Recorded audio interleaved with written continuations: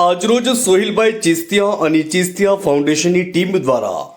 Aslali police station મુકામે પિરાણામાં આવેલી ઇમામ શાહ બાવાની દરગાહમાં 19/7/2024ના રોજ રાત્રે 12 વાગ્યાની આજુબાજુ અમુક અસામાજિક તત્વો દ્વારા નામદાર ગુજરાત હાઈકોર્ટની નોટિસને પણ અવગણીને પોતે અગાઉના ગુનામાં તડીપાર હોવા છતાં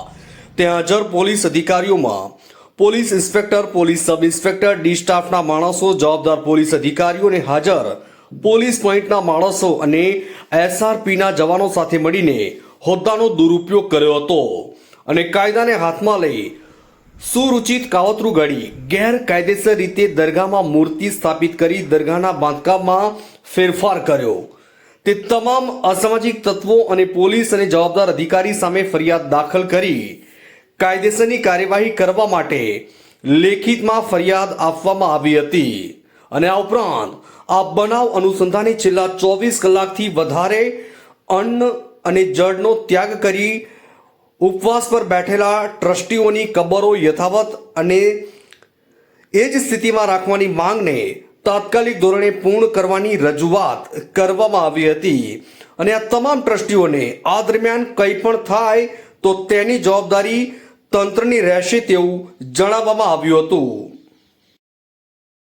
મારું નામ સોહિલ ચિસ્તિયા છે। અત્યારે અમે અસલાલી પોલીસ સ્ટેશન આવ્યા છે। અત્યારે આવવાનું અમારું મુખ્ય કારણ હતું પીરણા મુકામે આવેલી હજરત ઇમામ શાહ બાવાની દરગાહનો પ્રશ્ન। ઇમામ શાહ બાવાની દરગાહનો પ્રશ્ન ઘણા ટાઈમથી નામદાર ગુજરાત હાઈકોર્ટમાં ટ્રસ્ટીઓ દ્વારા ચલાવવામાં આવી રહ્યો છે અને હાલમાં એવું હતું કે 19 તારીખે રાત્રે નામદાર ગુજરાત હાઈકોર્ટની નોટિસ આવ્યા છતાં અમુક અસામાજિક તત્વો અને ત્યાં હાજર police inspector, police sub inspector, ડિસ્ટર્બના માણસો અને એસઆરપીના જવાનોની સાથે ગેરકાયદેસર રીતે હોદ્દાનો દુરુપયોગ કરી અમુક અસામાજિક તત્વો અને એમાંથી પાછા 2 તત્વો એવા હતા કે જે લોકો અગાઉના ગુનામાં તડીપાર છે, તેમ છતાં આ લોકોએ ત્યાં ગેરકાયદેસર રીતે પ્રવેશ કરી અમુક દરગાહનું ચિત્ર બદલવાનો પ્રયાસ કર્યો અને દરગાહની અંદર ગેરકાયદેસર રીતે મૂર્તિ પ્રતિષ્ઠા કરી। એટલે અમારું અત્યારે તે રિલેટેડ આ સામે ફરિયાદ કરવા માટે અમે અસલાલી પોલીસ સ્ટેશને આવેલા અને અસલાલી પોલીસ સ્ટેશને આવ્યા એ આ બાબતની ફરિયાદ કરવાનું એવું થાય છે કે અગાઉ 12 તારીખના રોજ નામદાર ગુજરાત હાઈકોર્ટે માન્ય કલેક્ટર સાહેબ શ્રી, માન્ય અમદાવાદ જિલ્લા પોલીસ અધિક્ષક સાહેબ શ્રી, માન્ય ચેરિટી કમિશનર સાહેબ શ્રી અને તમામ ટ્રસ્ટીઓને એક નોટિસ પાઠવેલ હતી કે આવતીકાલે સોમવારે 22/7/2024ના રોજ નામદાર ગુજરાત હાઈકોર્ટ આ રિલેટેડ તાત્કાલિક સુનાવણી કરશે અને એ સુનાવણી પહેલા કોઈ પણ ટ્રસ્ટીએ કે કોઈ પણ માણસે આ દરગાહની અંદર કોઈ પણ જાતનો નવો પ્રશ્ન ઉદ્ભવવો નહીં અને ગેરકાયદેસર પ્રવેશ કરવો નહીં અને કોઈ પણ જાતનું ચિત્ર બદલવું નહીં। તેમ છતાં આ તમામ અસામાજિક તત્વો પોલીસ અને જવાબદાર પોઈન્ટના તમામ જવાબદાર અધિકારીઓની સાંઠગાંઠથી ખોટી રીતે નામદાર ગુજરાત હાઈકોર્ટનો પણ ઓર્ડર ગોળી પી જઈ આ પ્રયાસ કરેલો અને આ પ્રયાસના અનુસંધાને જે તે પિટિશનરો એટલે કે જે તે ફરિયાદી નામદાર ગુજરાત હાઈકોર્ટમાં અગાઉ ગયેલા છે એ 3 ટ્રસ્ટીઓ આ સ્થળ ઉપર ગયા હતા અને સ્થળ ઉપર તેમણે આમરણાંત, જળનો અને અન્નનો ત્યાગ કરી ગાંધીજી માર્ગે ઉપવાસ જાહેર કરેલો અને તે ઉપવાસને તોડવા માટે તમામ પોલીસ અધિકારીઓ ગયા અને તે લોકોની અટક કરી અને અત્યારે ગઈકાલથી એમને અસલાલી પોલીસ સ્ટેશન લાવેલા છે। હજુ સુધી તે લોકોએ પાણીનો ત્યાગ કરેલો, અન્નનો ત્યાગ કરેલો અને આમરણાંત જ્યાં સુધી ખબરો નહીં બને ત્યાં સુધી તેમણે ઉપવાસ ધારણ કરેલો છે। પોલીસને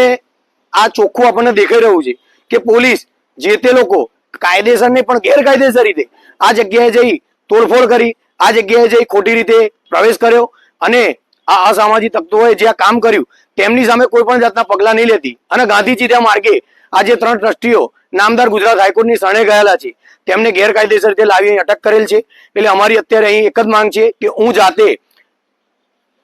ઇમામ શાહ બાવાનો અનુયાયી છું, ઇમામ શાહ બાવાને માનનારો છું। હું આજે ફરિયાદ કરું છું તમામ જવાબદાર પોલીસ અધિકારીઓ સામે અને આ તમામ જવાબદાર અસામાજિક તત્વો સામે કે તેમના સામે કાયદેસરની કાર્યવાહી થાય અને અમારા ટ્રસ્ટીઓની માંગ છે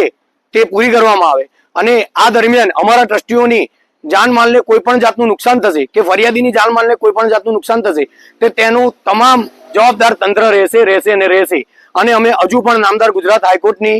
ન્યાયની આશાએ બેઠા છીએ। અસ્તુ, જય હિન્દ, જય ભારત।